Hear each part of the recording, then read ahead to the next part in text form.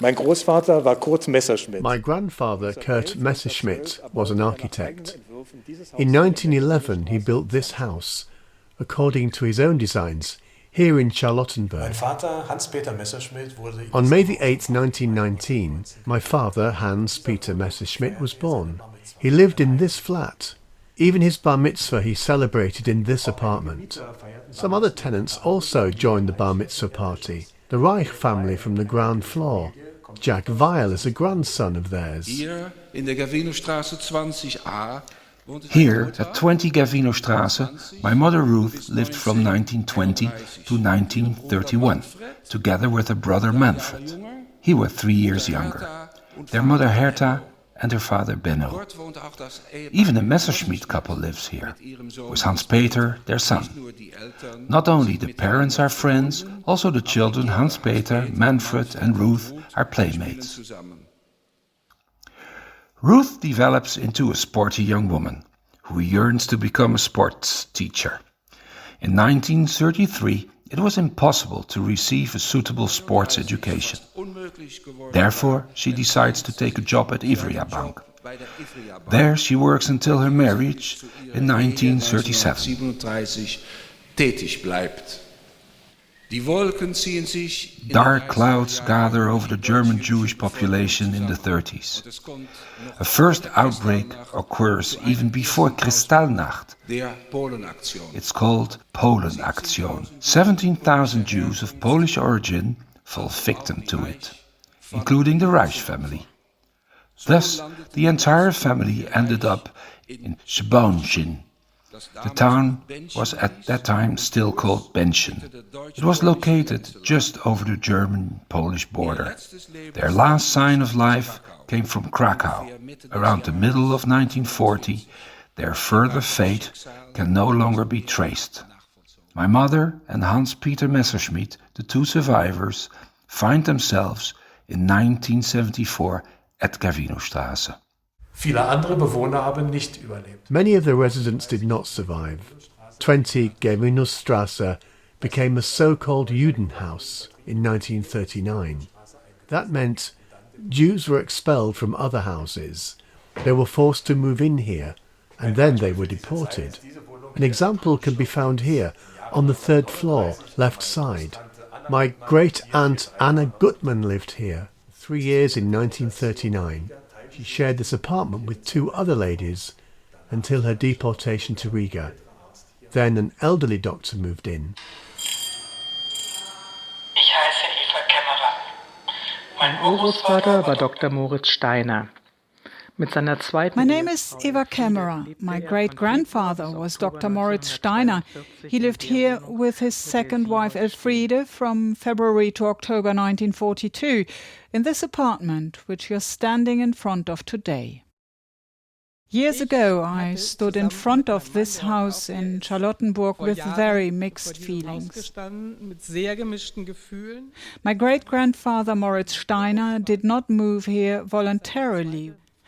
They lived here for a really short period of time, from February 1942 to October 3rd, 1942, the day of his deportation to Theresienstadt concentration camp. Das war der sogenannte dritte große Alterstransport. That was the so-called dritte große Alterstransport. It went from Grunewald station to Theresienstadt. He was already old. He had been in his late 50s when he participated in the First World War as a German officer in Belgium. For this, he received an award in 1935 from the Führer and Reichskanzler. He was awarded the Ehrenkreuz, the Cross of Honor. 7 years later, he was deported. Auch ein weiterer älterer Herr, Samuel Jacoby, starb in Theresienstadt. Mr. Jacoby died in Theresienstadt too. He was another elderly gentleman among the inhabitants. His family lived here, second floor on the left. 2 of his granddaughters still live in England today. Hinter dieser Tür wohnte meine Mutter Lottemus. My mother, Lottie, was a wild child, the third daughter of a respectable Jewish bourgeois couple, Samuel and Louise Jacoby. Lottie left home when very young because she could not bear the way her parents behaved towards their eldest daughter. Lottie ran away from home when she was barely 16 to serve an apprenticeship as a portrait photographer. Sie bereits der Linken verpflichtet. Und so wurde sie Mitglied der Agitprop-Gruppe Rotes Sprachrohr. She became a member of Rotes Sprachrohr, an agitprop group associated with the KPD, the group where she met Ziki. Ziki was an active anti-Nazi. The night of the Reichstag fire, he went underground. Lottie and Ziki then both escaped to Great Britain, although separately. But her loved ones, especially her parents and one of her sisters, Lottie had to leave behind in Germany. They did not survive. And she never came back and knocked on the door or rang this bell again. An diese Tür zu klopfen oder zu klingeln.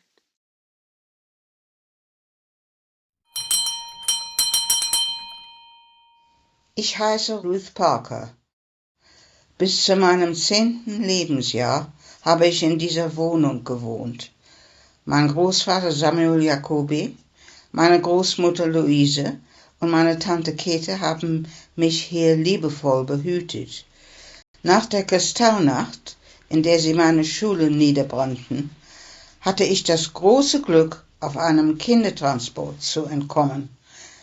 Das war im Januar 1939. A very lucky kind in so many ways, to have had the fortune through my Aunt Katie to escape on the Kindertransport to England, where I received a warm welcome, and apart from the first few months, was never alone, as Marilyn's parents were always there for me. So much to be grateful for. I wish you all the long life, peace and happiness denied to so many others. Gute Nacht. This was the situation for Jewish residents in the autumn of 1942. Quite a few had already fled from here, or they'd been deported to the camps. My father was a forced labourer at the time. He worked as a bricklayer in the last remaining institutions of the Berlin Jewish community. He was in his early 20s. Then he met the Jewish infant nurse Ilse Moses, his first wife. The couple thought that perhaps a marriage would protect them. Therefore they married in September 1942. 6 months later, they were deported together with my grandparents.